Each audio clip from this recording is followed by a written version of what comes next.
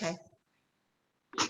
Hi, welcome to NDE TV. I'm Peggy Robinson. Today's guest is Michelle Mandino, and she has had some spiritual experiences that she's going to share with us today.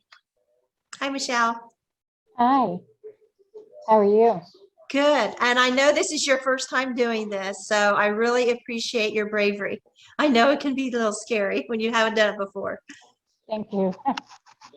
Thank you. So I'm just going to let you tell your story however you like and start wherever you like. Okay. This was my third child, and I had 2 successful pregnancies before. And when I was pregnant the third time, I had a feeling of dread the whole way through the pregnancy.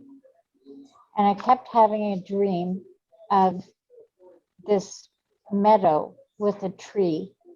And this woman would walk down the meadow, and she had blonde hair like yours. And she'd wear this dress, this white dress. And I would walk up the meadow to meet her, and she would take the baby in her arms. And so it would go on like that. And I would ask my doctor, like I'd say, I've got this really bad feeling.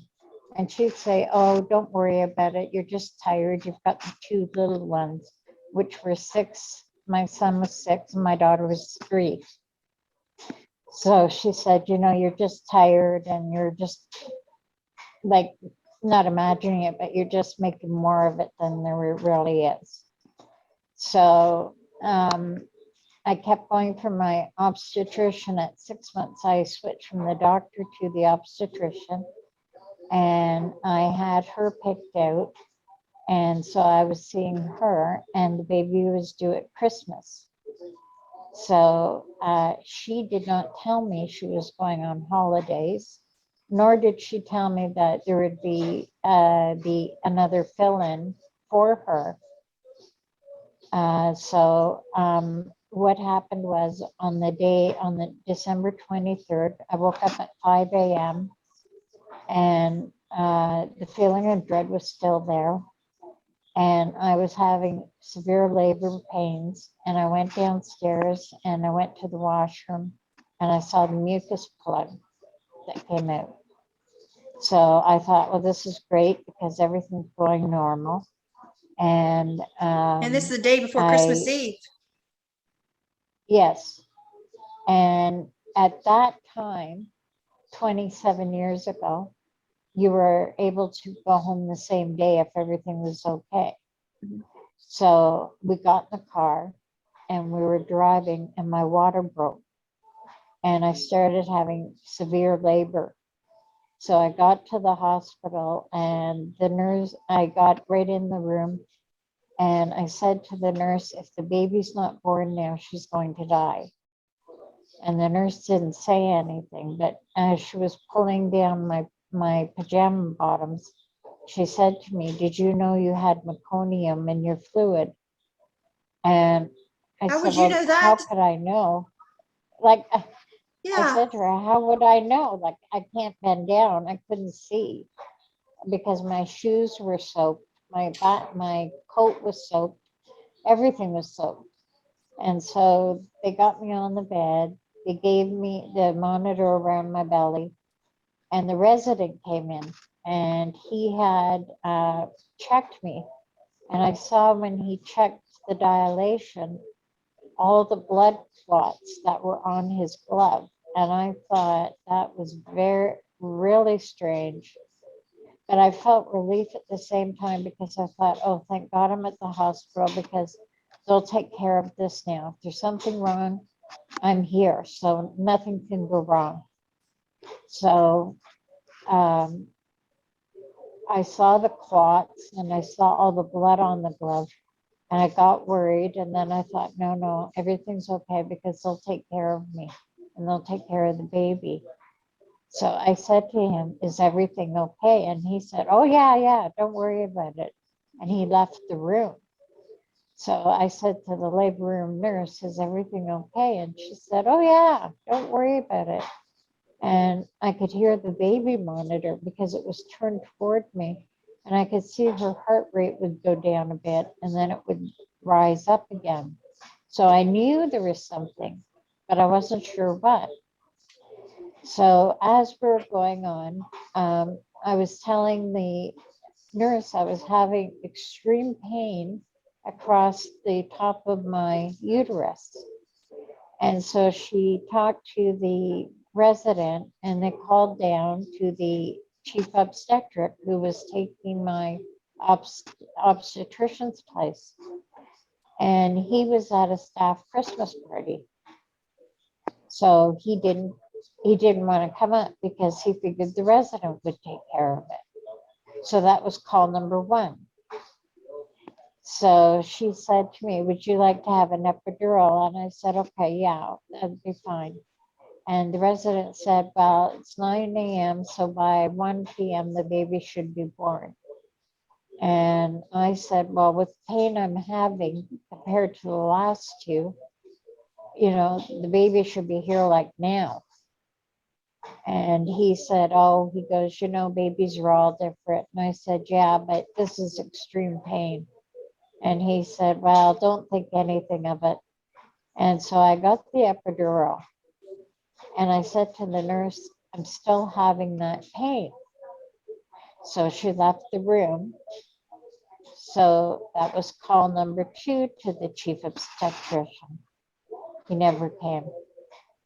So the resident started pacing and he'd walk in the hall, he'd come in the room and he'd check the dilation and it dilated more. But he couldn't do anything because he was only a third-year resident and he was not allowed to operate. It was a skeleton staff being Christmas. There was only so many nurses and he was the resident. There was no other doctor on the floor to do any surgery. So my husband had taken my son because we figured that the labor would be fast. So George, like our son, could watch the baby being born. And my daughter was at my mother's. So what happened was he was in the room and he said, well, where are you feeling this pain? And I was showing him. And he said, well, how can you feel it if you've had an epidural? And I said, well, I should be asking you that. Exactly. I said, I don't know why I'm feeling this pain, but I'm feeling it. And I want my baby born now before something happens because she's going to die. And by then, the baby's heart rate would go down and I would hear it go down. And then it would go back up, but it wouldn't go back up to as high as it was when we first went in. And I said, there's something wrong with the baby. I can hear it. And the nurse turned the noise down so I couldn't hear the baby's heartbeat. So the resident was talking to the nurse and she said, well, let's go in the hall because they didn't want to talk in front of me. That was call number three to the doctor down in his office having his staff party. He never came. So my husband had taken my son down to the cafeteria to get something to eat for him. And she said, the nurse that was attending in the bedroom or the room, she said, don't worry about anything. The labor room and whatever, they're being taken care of. They're taking care of her and we'll let you know if something goes wrong. Well, they didn't phone him. They didn't say anything. And so at that point, I was telling her, I said, that pain is getting worse. It's burning now. And she said, where's it burning? And I said, it's burning down almost to the groin and to the side. And she said, well, I don't know what that pain would be. She said that they gave you an epidural and we can't give you anything else. And so she said, let me go try the doctor. She said, and the resident came in And he said, well, you're fully dilated, so how about you try pushing? And so I was trying to push. And that was the first time I'd ever had an epidural. So I couldn't feel anything to push. Like I was bearing down, pushing, and nothing was happening. Like she wasn't coming out. So as I was trying to push, uh, it was just like I was pushing, but it was like I couldn't feel myself pushing. So I didn't know if I was pushing hard or not hard enough. So the nurse went out into the hall, and that was the fourth call. And at that time, he came in the room. The doctor came up then. And as he came in the room, he saw the blood all over the bed. And I could see the panic on his face. And when I saw the panic on his face, I started getting very scared. And he said, give me the forceps. And he took the forceps and he tried to pull her head out and he threw them on the floor. And then he came around and he started pushing down on the uterus itself. And at that moment, the uterus ruptured. So all the liquid went up into my lungs. And the baby got the placenta ripped away from the baby. So she went up under my lungs and essentially she suffocated to death.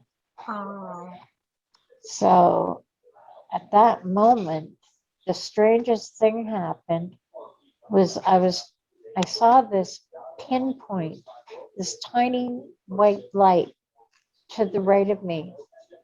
And I was just staring at it. And as I was staring at it, it would grow bigger and big. It was very soft light. And I was just staring to the side of it. And it grew bigger and bigger and bigger. And I was wondering what that light was. And as I was staring at it, I saw my daughter. I saw her body floating up to the light. And that was the weirdest thing. And then as soon as she got to the light, it slowly closed again. And I said, you just killed my baby.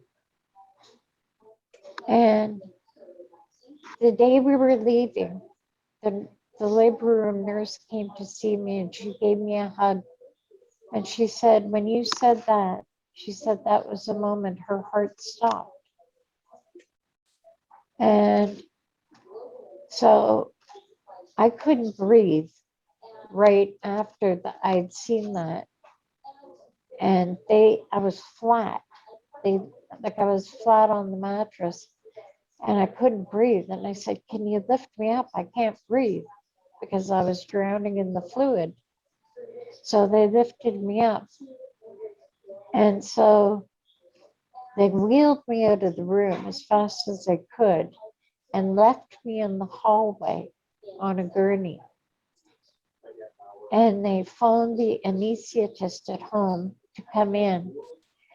And they phoned the doctors and nurses for surgery to come in because there was nobody there. And it took them all of an hour or so. And they called my husband, my ex-husband, and they called him and he came up and he just sat on a chair with my son, watching everybody running back and forth. And they didn't say anything to him, but the nurse who had been in charge of my room came to him and said, there's a problem and they're going to do surgery on her. And he said, what about the baby? And she said, I don't know. She said, we have to wait for the doctor. He's going to talk to you. So when they brought me in the room, and I was still having problems breathing, the anesthetist was sitting at his chair, and they lifted me onto the operating table, and I said, just let me die. And he said, have a nice sleep. And he put it on my mask. And as he did that, the next moment, I was on the most beautiful beach there ever was. And the water was the most beautiful blue, clearest water. And you could see the sand for miles. Like, I mean, you could just look and see. And the palm trees, and it was a perfect temperature, not too hot, not too cold.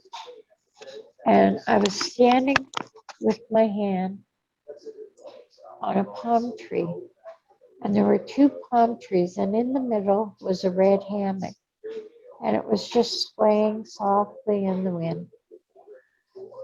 And I heard this voice, and it said, I don't know if I heard a voice, but I knew if I took my hand off the tree, I was going to stay there. And if I kept my hand on the tree, I would go home to my children. And the next moment, I woke up and I was in this back of the hospital in a storage room. And they had called my family, telling them they did not think I was going to survive. And they had given me the wrong blood type. So I had reacted to that. And I was wrapped in a tinfoil warming sheet. And my ex-husband called my father, and he came in with a bologna sandwich and walked out the other side because he was afraid of hospitals. And when he said he saw my face, he said it was swollen with red splotches because of the reaction to the blood type, because I was A positive and they gave me A negative. But that was the first time I had ever left my body to see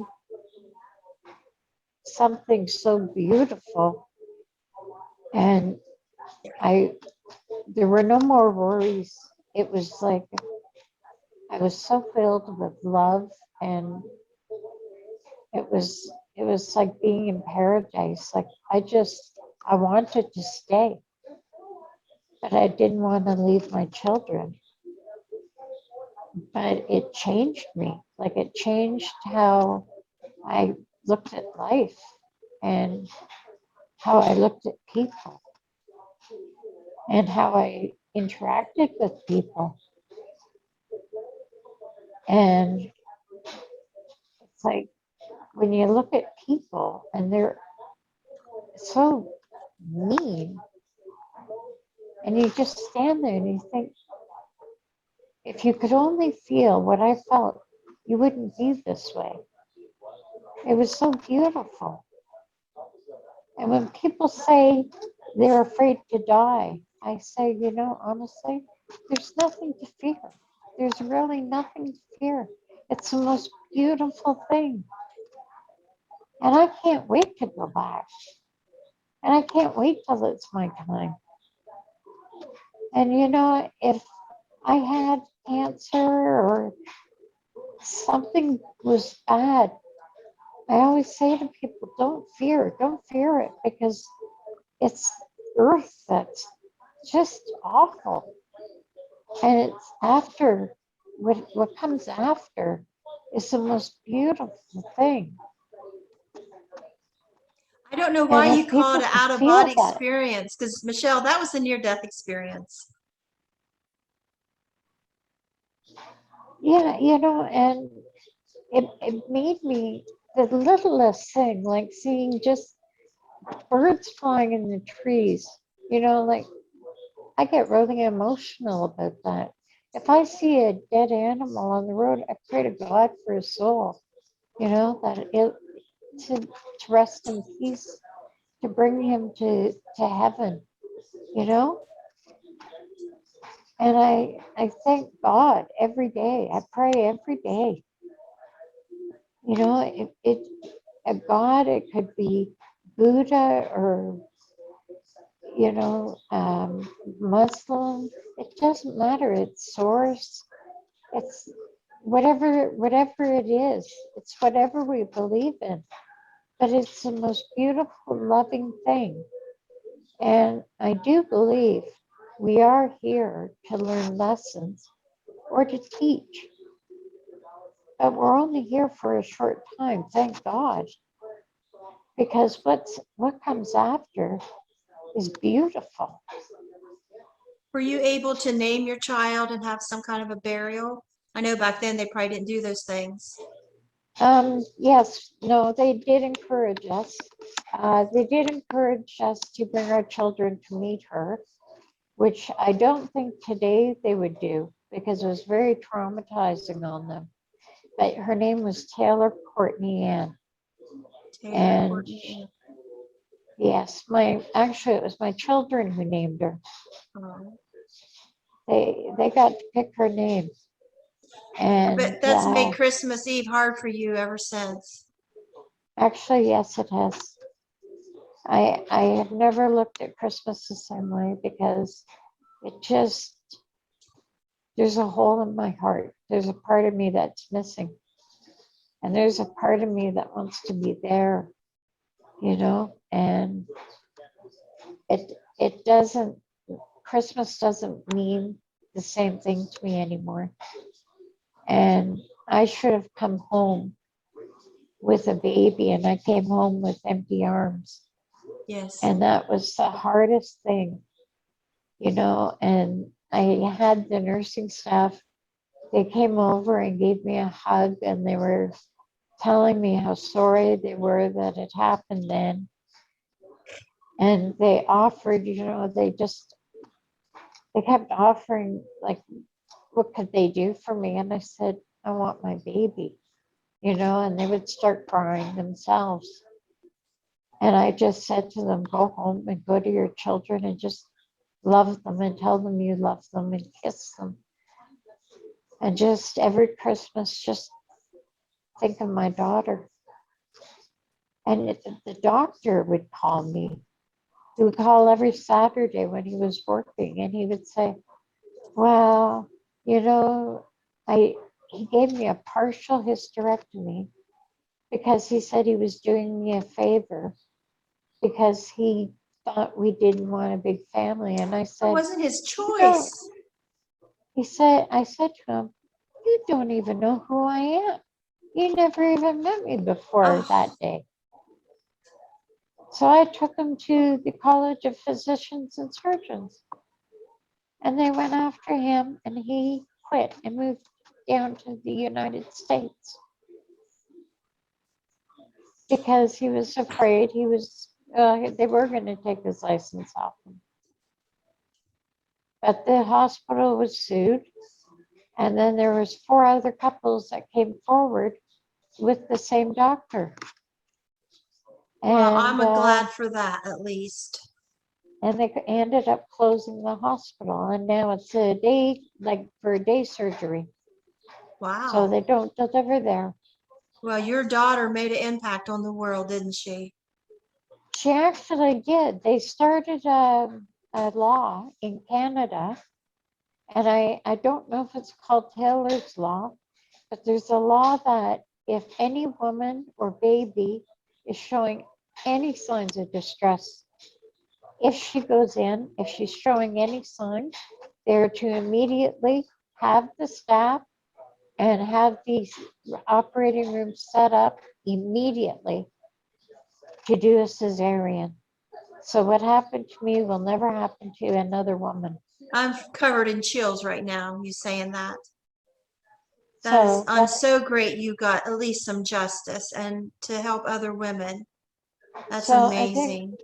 I think that was Taylor's, she came for that few moments, those few days. And she was put on life support, and I saw her every day. Every night I'd go and I'd just hold her for hours, and I would stare at her. I would just hold her. Oh, I assume she died And at the she was moment put you had on your near life. death experience, but she lived a few days. she was put on life support, Oh, I and we see. donated her heart. And yes, I was left alone, and I had to sign the paper by myself, and that was the hardest thing I've ever had to do in my whole life. And I had to say goodbye to her alone. And I was crying, and the nurse in the room was crying and hugging me because she knew how hard it was on me. And the parents of the child that was receiving the heart had wanted to thank me on the phone, and I said, no, I can't, because I couldn't bear it. It was too hard. It was just too hard at that Oh, time. what an impact she made. Your love But for her and standing up for her and your rights and made such an impact. just for me, I couldn't let it go. I just had to fight for her. I don't know why, but something in me just, I went home, and in the grief that I had, I wrote it down, and I put it on paper, and I sent it off to the College of Physicians and Surgeons. And then I found this lawyer in downtown Ottawa, and he took the case, and he said, I'm not going to take it unless I know that we're going to win. And he took it, and we won, and we settled out of court. And then he said, on behalf of your daughter, there's now a law that, and you see, because it's been 27 years, I can't remember if he said it's called Taylor's Law, but he said there's a law on behalf of your daughter that this will never happen again. And he said that doctor's a coward. He ran away. Well, I'm so honored that you come and told your story today. And this is the first time. I'm sure you've just been riddled with grief and haven't been able to. Yeah, like from the end of November until January, it's a hard month to get through. December, I do my best, and sometimes I'll put out Christmas decorations, and sometimes I won't. And I'll just like try my best to get through the month. And it's just not the We same don't stop anymore. loving them. No, I No matter think how much every day, time goes by, it's not happening. yeah, I can't, I can't, I can't get her out of my mind. When I lost my twins, I was just 2 months and just starting to show because they were twins, and I had my near-death experience from losing them, and they were due December 4th, and I lost them right after Easter. And Oh dear. so um my ex-husband and I, we were in the car one day, and we pulled off the highway coming to road to our house, and it dawned on me what day it was. It was my due date, that they would have been born that day, because they were scheduled C-section. So I know what day they would have been born, and it just hit me. And I had not shown any tears, emotion in front of him, because he never wanted to hear anything. Get over it. And so, but those tears just come. And he said, what's wrong with you? And I said, this is my due date. It just dawned on me. He said, when are you going to get over that? Yeah. Yeah. When are you going to get over that? And, Yeah. that was 1986. Here we are in 2021. I'll never be over that. You don't get over that. People say, oh, you'll get, and they didn't even understand, people don't understand 2 months. What's your big deal? And I can't No, imagine it going full term the day your baby's supposed to be due. And that, I mean, my she heart was breaks for you. due. She was due on December 25th, actually. She came 2 days early. But I would go up to the bedroom and lay on bed and watch TV there. And my husband would say, oh, you're going up to your coffin now. And Oh, yeah, he said some very hurtful things that I'll never forget. And yes, that was one of the reasons that led to our divorce, because he got over her right away, almost. My But ex I didn't even want our didn't. twins. He made me get fixed when I was 20, and I found out I could have it reversed. I got it reversed. He did not want me to, and I begged him for months. Finally, he said, fine. He said, you're not going to shut up till I say yes. So he wasn't even happy I was pregnant. So he didn't care Actually, that I lost him. actually, my husband was happy that she was gone, because he said she's one less milk to feed. See, And that you know, just, are those people better off that don't love? Okay, they're not hurt because they didn't love, and our heart breaks our entire. I would rather live with my heartbreak and love my child than not even wanted it, not even care that it died. I never could understand that. And he would say, I wish you died instead of the baby. And Gosh. I would I would always wonder how he could say things like that and nothing bad ever happened to him, you know? I would be the one with bad luck, but he would get away with anything he ever did wrong. And he's still like that. And, I just muddle through life the best I can. And I try my best to do the best I can. And I think, when you lose a child, that's the worst thing that can possibly happen to anyone. And it's a club we don't want to belong to, because we all understand each other. And those kind of people, they they just belong, they don't belong.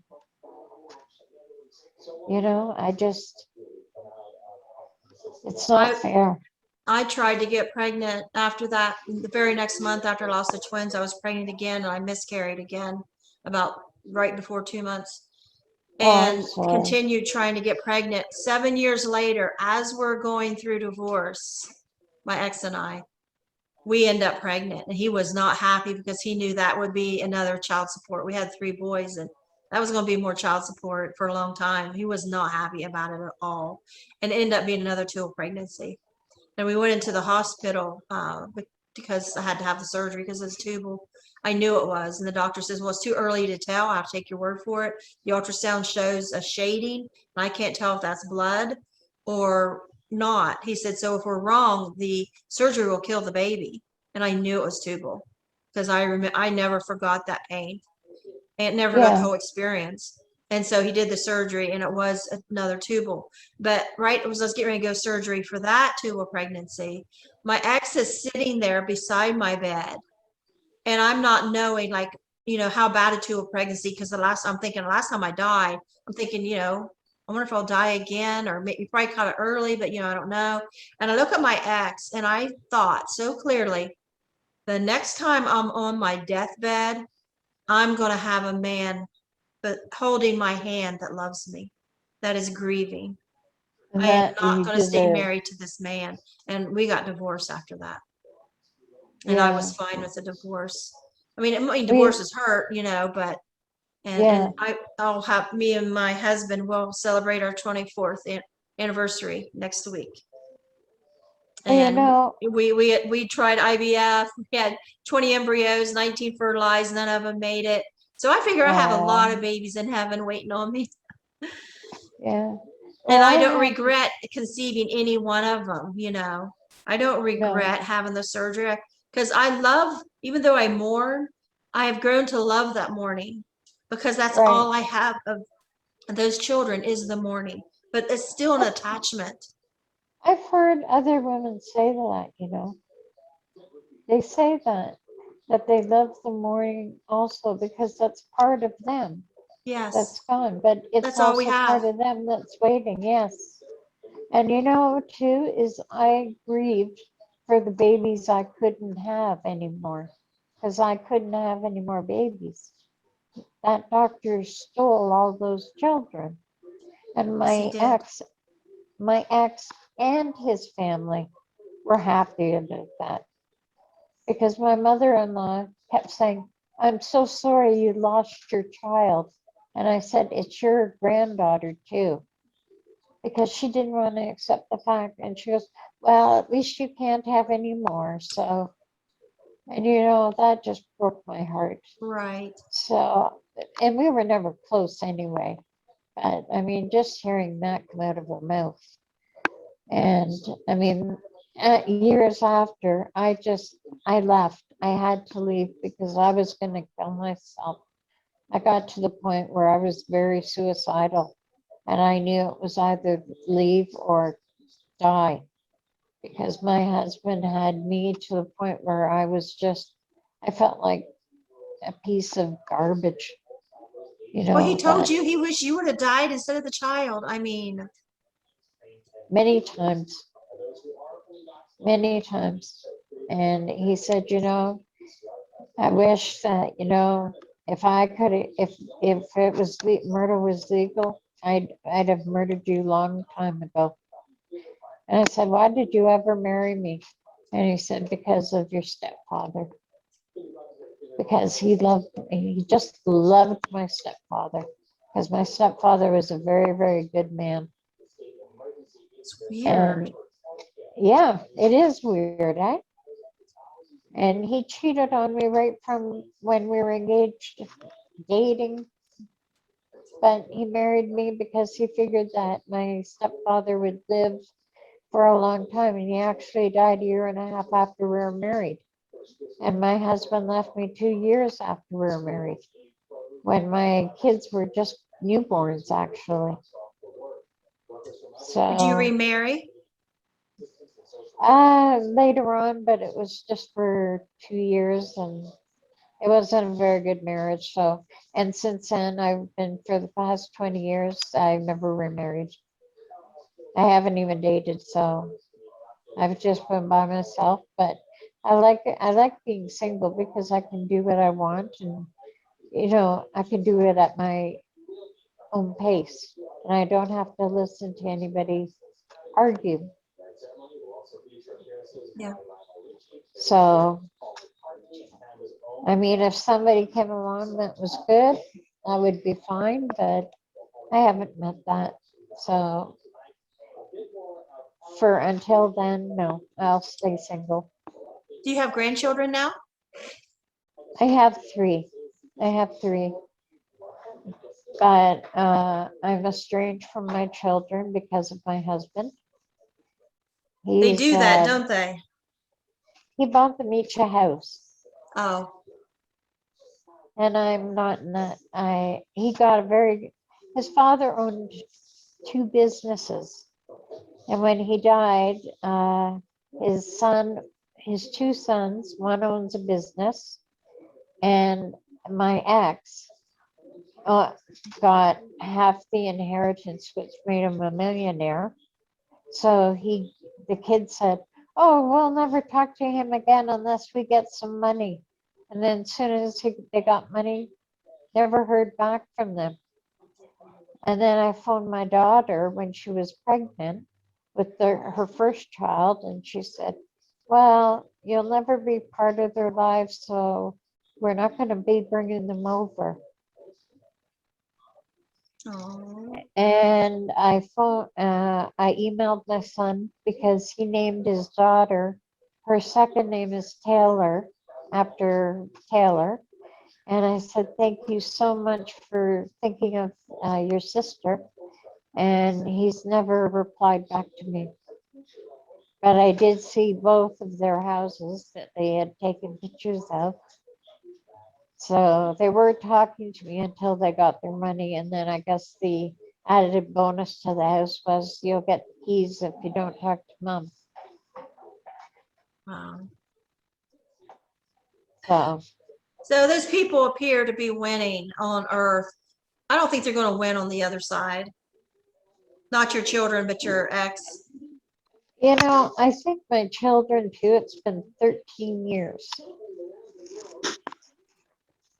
So they they they have to take part of that blame too, So I imagine holidays because are really hard. they are, because I had bought a bunch of gifts for the kids, and then I ended giving them away to the neighbors who have children the same age. And now I've just got a few gifts that I paint. So I've got paintings that I have that, and I've got a little music carousel that I bought for my grandson, the first grandson that was born. And I saved that because if they ever look me up, I'll hand it to him and tell him that that's what I got him when he was first born. I don't know if I'll ever see them, but I hope so. I hope one day. As odd as it But may sound, you have Taylor in your heart, at least. You know, our grief is yeah, what we have of our children that we lost.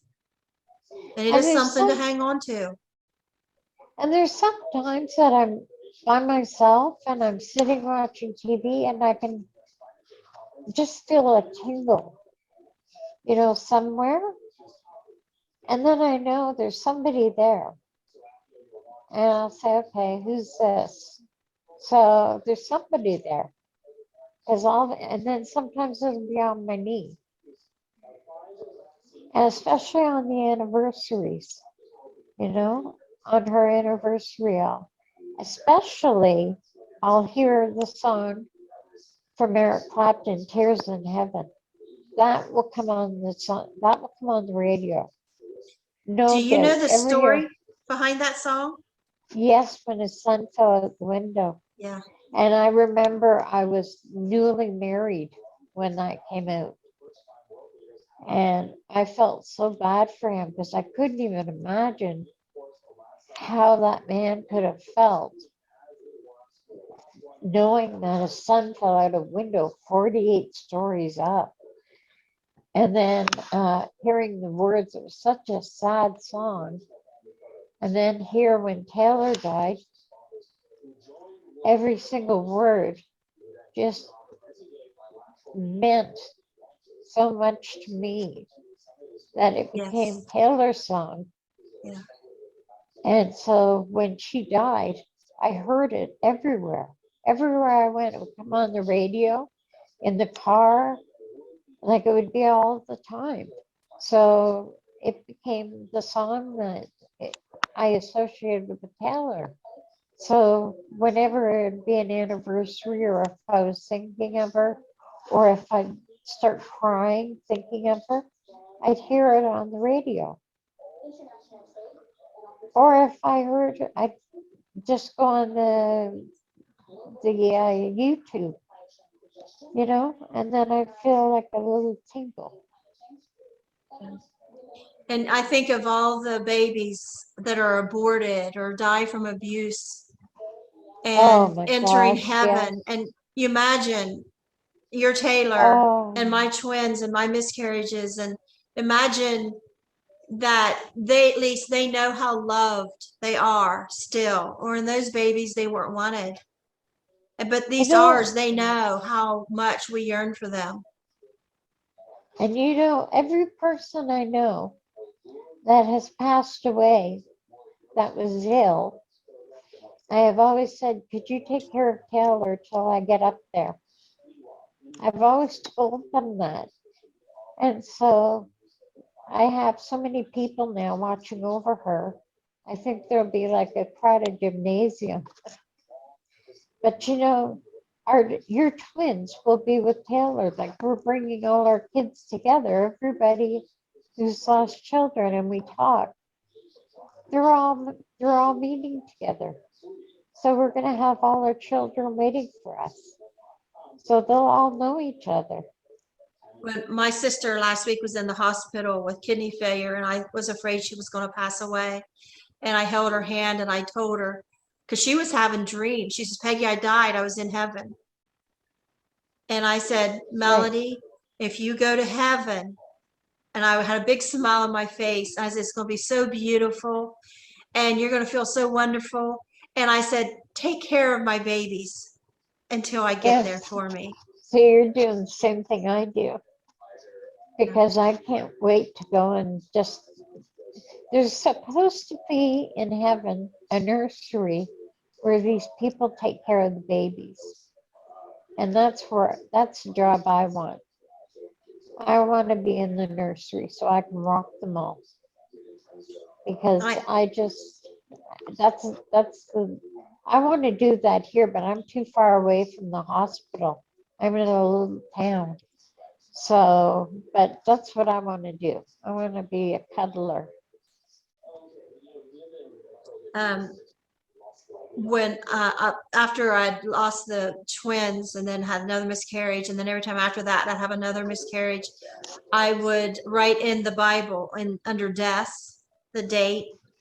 And then a couple years ago, I thought, why didn't I ever name them? So I went through and I just wrote down names. And but with the twins though, I had named them in the Bible, but the other miscarriages I hadn't. And I had named them Hope and Faith. Oh, And because I didn't know if they were boy or girls, at 2 months.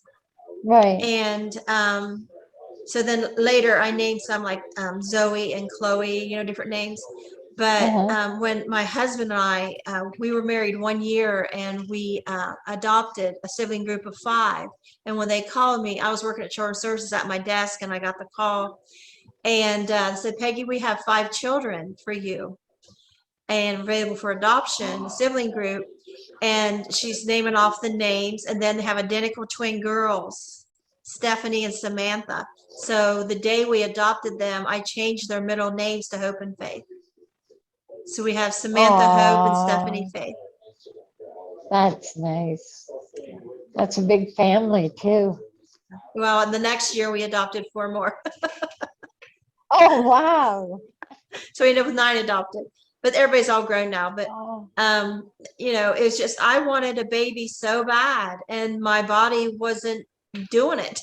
And it was my fault. I would have had probably 20 children if I could have biologically. I mean, the doctor told me with my first child, he said, you're made for having children. But my ex, big Catholic family, I thought I would get all the kids I wanted, and they had 12 kids in their family, but he didn't want to be married to me. I was pregnant when I got married. He did the good thing. We did the right thing back then, but he did not want to be married. And so when the doctor said, get your tubes tied, yeah, that's what you're doing. It was, I think, his way of, I don't want any more kids with you. I don't want a family with you. I don't want to be married with you, And so, of course, I've regretted that a million times, since. But, I have all these babies in heaven. Well, when I was first pregnant, I remember it was in 1987. And at that time, you had to give a urine sample at the pharmacy. So I brought it in, and I got the results, and they were positive. I was positive I was pregnant. So I went home and I was looking in the mirror to see if I changed, like if my face looked different or anything. And I was crying. I was so happy. And my husband came home, and he said, what are you crying for? And I said, I'm pregnant. And he was crying, but he wasn't crying happy tears. He didn't want the baby. And I was shocked, because we'd been trying to have a baby. But I guess he figured I couldn't get pregnant. But I thought to myself, why would you do that if you didn't want to have kids? Why didn't you say something? Like, it just didn't make sense. Like, just say you don't want to be married, and call off the wedding. Like, why go through all of that? It's just, I don't understand. But I guess at 22, you're immature, and men, I guess, don't mature as fast as women at that age. I don't know. It just didn't make sense to me. I was 18 and homeless the first time I got pregnant, and my ex, he was 21 when we got married, and he didn't want the baby. I mean, not abortion, no. It's not that he didn't want the baby, he didn't want me. And he said, well, at least give me I want the child to have my last name. And I said, if my baby, if I'm not good enough to have your last name, then neither's the baby. And that was, I Oh, think, made yeah. his decision to marry me so the baby would have his last name. Oh, But then we geez. had another son. I just got done breastfeeding the first one at 9 months and was pregnant again for my next child, which he wanted that one. We were like, as soon as, oh, stop breastfeeding so we can have another child. So he was up for that. But then, people are moody, I guess, change their mind. Yeah. Not about the Yeah. children. I mean, he loved the children. I'm not saying that. It's just, he just didn't love me. Well, when I divorced my husband, he then loved the kids. Before the divorce, he couldn't be bothered with the kids. I raised the kids myself. And then as soon as we got divorced, all of a sudden, he became the father To that turn he them should against have you. been. Yeah. Yeah, that's what my ex did too. He You didn't know, go to their and sports. He didn't do anything with them. He oh wouldn't give them the yeah, time of day until we got that's right. divorced. Because my husband was sports and beer and gambling. That's all he cared about. And going out with his friends. And then as soon as we got divorced, he knew that I was so close and I loved the kids. He used whatever he could against me Yeah. to turn them. And whatever stories he told, they believed him. And they actually came to visit me one day, and they were saying about fights that I had with Kevin when they were up in bed when they were young. And they say, oh, we were in the room. And I said, you weren't even around. And they said, oh, yes, we were. And I was like, looking at them like they were crazy because they weren't even around. But he had them wired to believe that we were like doing this like fight off right in front of them. And I never did that because you don't do that in front of the kids. But I believed in that. You don't throw your dirty laundry in front of the kids. Right. Yeah. Like, I I never mean, told my boys anything going on. I didn't want them to know. They should just be happy children.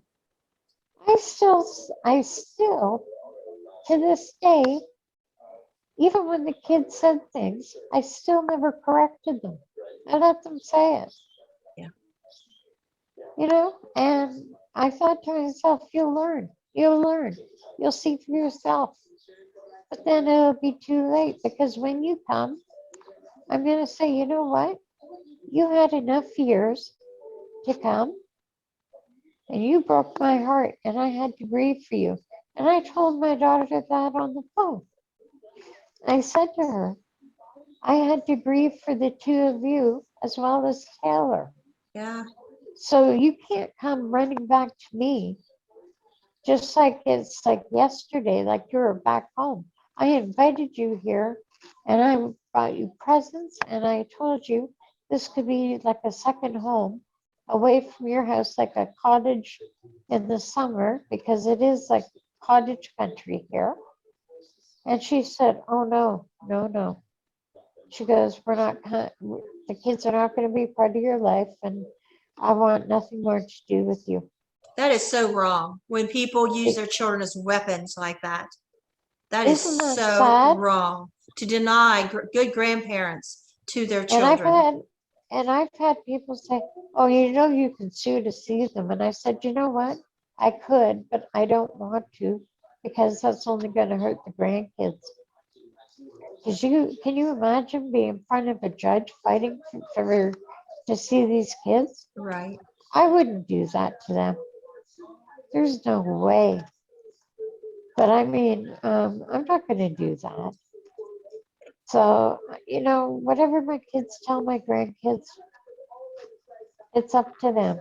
If they want to look for me one day, great. And if they don't, but my husband got remarried and she's Nana. She's a grandma to them.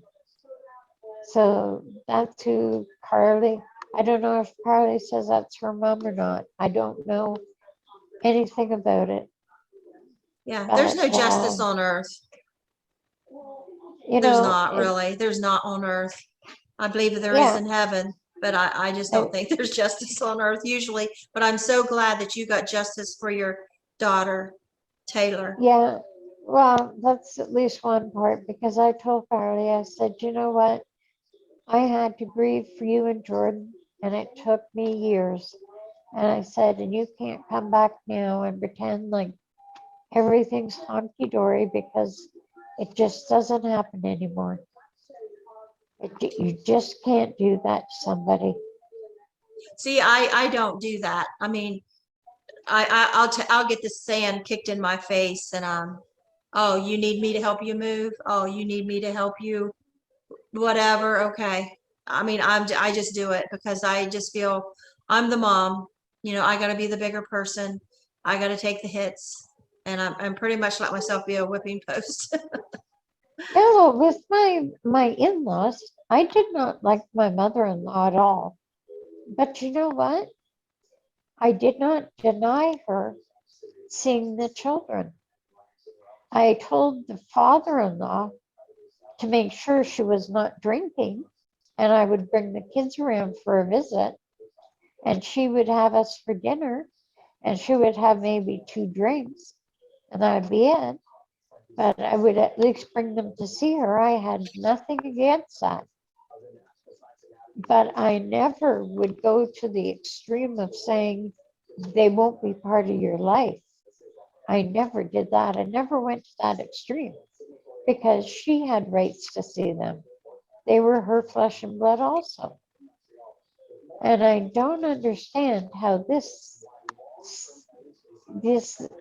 generation has become this way because this is like an epidemic of these kids Yeah. doing this. Selfishness. And No, I know in no school, respect for their parents or the no, grandparents. no, and I know in school, the kids used to be taught that if the parents yelled or hit the kids, they could phone the police and say it was abuse. Because my son used to say to me, hit me, because I'll phone the police. And I Jeez. said to him, I took his Xbox out of his room one day because he was yelling and he slammed his door. And I said, give me the Xbox right now. And he said, that's fine. But I'm going to school tomorrow and I'm going to tell the teacher you abused me. And I said, Jordan, do that. Go ahead. That's fine. Go ahead and tell them I abused you. And then you can ask them if you can move in their house. Because We you had a know couple what? adopted kids like that. Yeah, because I said, you know what? They probably don't have an Xbox in their house. That was the end of the fight. Yeah. So I I said, remember you one got, day they was jumping on the bed saying ha ha ha to the other first adopted group, saying ha ha ha to them, says you're going to be taken away from mom and dad because we're going to go to school tomorrow and we're going to say they starved us, ha ha ha. And I'm like, you just got up from the supper table and pigged out, you know, had that wonderful meal. yeah, They didn't care. And yeah, yeah, I just think that they're not being taught compassion somehow. Some kids are just not. I mean, if you got a parent like your ex telling them to not like your mother, they're not gonna have respect. no, because he told them, like, I used to hit him when it was the opposite.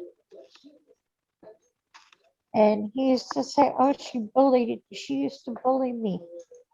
And I'd say, oh, is that true? That's right, eh? And it was quite the opposite because he used to drink and bully me. Well, I'm sure there's a lot of people that can relate, especially the holidays coming up and people are separated for one reason or the other. But I know there's a lot of grandparents out there that, I mean, my husband, he's got a daughter that has 2 grandkids we have just adored and showered with love, and she got mad at something 2 years ago and we don't know what to this day, and can't see the kids. Try calling her birthday or something. No, No, I we, asked my I daughter. do what we did. No, I asked We my did catch his daughter. daughter in a lie, and I nicely asked her about it, and I mean, it was there's no way she was getting out of it. She was caught. And I guess she's embarrassed. But that's no reason to not speak to your dad, not let the grandkids speak to their grandparents.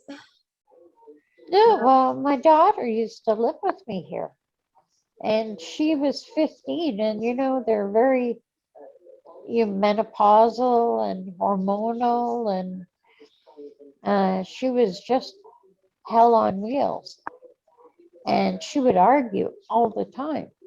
And I finally sent her back home with her dad because she would phone him every night to tell him what I was doing. And I said to her, I'm divorced from your dad. You have no right to tell him what I'm doing, which was watching TV or reading. And so he wanted to know. And I phoned him and I said, you know, Kevin, why don't you just go about your own life? You've got a girlfriend. Just don't worry about me. I don't care about what you're doing. And he, you know, he's like, oh, I don't do that. I just ask her how she is. I said, I don't care. I'm not interested, but leave her alone. But, you know, she's just like her dad, her personality. And my son is just like me. And I know he's hurting deep inside. I know he is. But he's also got a hell of a temper on him. And I know one day when the very last time I saw him, his girlfriend, now his wife, whispered to him, when are we leaving? And I turned to my daughter and I said, you just asked when they're leaving.